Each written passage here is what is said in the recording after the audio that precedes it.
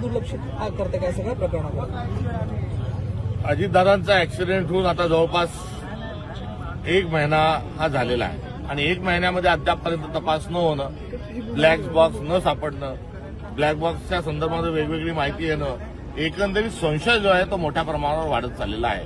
आणि या संशयाच्या पार्श्वभूमीवर रोहित पवार हे तक्रार द्यायला गेले असताना त्याची तक्रार न घेणं आणि सीआयडीने तातडीने त्याच्या मागोमाग पत्रकार परिषद घेणं, कुठेतरी त्यांच्या परिवारातून म्हणजे ज्या उपमुख्यमंत्री झाल्या त्यांच्या पत्नी त्यांनी सीबीआयकडून चौकशी व्हावी अशा प्रकारची मागणी करणं, एकंदरीत तपासामध्ये नेमकेपणा हा न येता जो गोंधळ झालेला आहे त्यातून संशय वाढत चाललेला आहे. या संदर्भामध्ये कुठेतरी सीबीआयची केलेली जी मागणी आहे त्या मागणीला सुप्रीम कोर्टाच्या देखरेखीमध्ये ती तातडीने व्हावी आणि एवढा विलंब का लागतोय या संदर्भात मुख्यमंत्र्यांनी जरूर त्या संदर्भात महाराष्ट्राचं समाधान केलं पाहिजे.